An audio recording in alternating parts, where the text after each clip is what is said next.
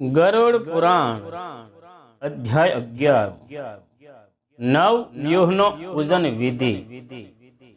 શ્રી હરિ બોલ્યા, આમ સર્વનું ચિંતન કર્યા પછી ભક્તિ ભાવથી પૂજા કરવી અને પછી મુદ્રાઓનું દર્શન કરાવવું।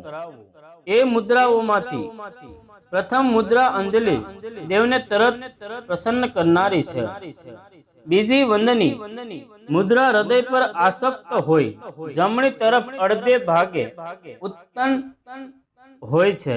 તે પછી બીજી જમણી તરફ અંગૂઠાના બંધન વાળી ઉભા અંગૂઠા વાળી જે ડાબી મુઠ્ઠી હોય છે તે ઉર્ધ્વાષ્ટા મુદ્રા કહેવાય છે। તેમાં જમણા હાથનો અંગૂઠો તે ઊંચે ઊભો હોય છે। આમ જુદી જુદી મૂર્તિ ભેદે ત્રણ મૂર્તિઓ કલ્પી ટચલી આંગળી વગેરેના પ્રયોગથી 8 મુદ્રાઓ ક્રમશ કરાય છે। તે 8 મુદ્રાનો સંબંધ વાળી હોય, ક્રમશવાર નિશ્ચય કરવો। નવમી વારાહી મુદ્રા કે જેને અંગ મુદ્રા પણ કહેવાય છે। બીજ મંત્રના જુદા જુદા સ્વરૂપ દર્શાવ્યા છે। તેમાં સુદર્શન રૂપ બીજ મંત્રનો તથા દેવી ગદા રૂપ બીજો મંત્ર ગણાય છે। લક્ષ્મી રૂપ અને પુષ્ટિ સ્વરૂપ બીજ મંત્ર ગણાય છે। ભગવાનના વનમાળા રૂપ અને હૃદયના શ્રી વત્સના સિંહ રૂપ ગણાય છે।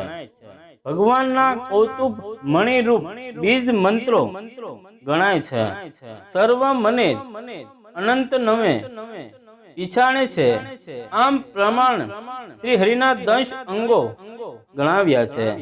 હવે આ અંગોના વર્ણન જોઈએ। તેમાં ગરુડજી કમળ જેવા વર્ણના ગદાનો શ્યામ વર્ણન, દેવી પુષ્ટિ શીર્ષના ફૂલ જેવા, લક્ષ્મીજીનો સુવર્ણ સમાન વર્ણન, શંખ પૂર્ણ ચંદ્ર જેવી કાંતિ વાળા કૌતુંબ મણિની કાંતિ, અરુણ જેવી લાલ એક સહસ્ત્ર સૂર્ય સમાન કાંતિ વાળું સુદર્શન ચક્ર, મોગરાના ફૂલ જેવી શ્રી વત્સની કાંતિ, 5 વર્ણની પ્રકાશિત વનમાળા અનંત પ્રભુની કાંતિ, મેઘ જેવી ભગવાનના વીજ સમાન વસ્ત્રો, 4 સ્વરૂપમાં બલદેવી, કામદેવી, અનિરુદ્ધ અને પ્રદ્યુમ્ન ગણાય છે। મંત્રના સ્વરૂપ રૂપે પ્રણવ, તત, સત, ઓમ, હૌમ આ બધા મંત્રો શ્રી હરિ, નારાયણ, બ્રહ્મા, વિષ્ણુ, નૃસિંહ, વિરાટ, રાહ,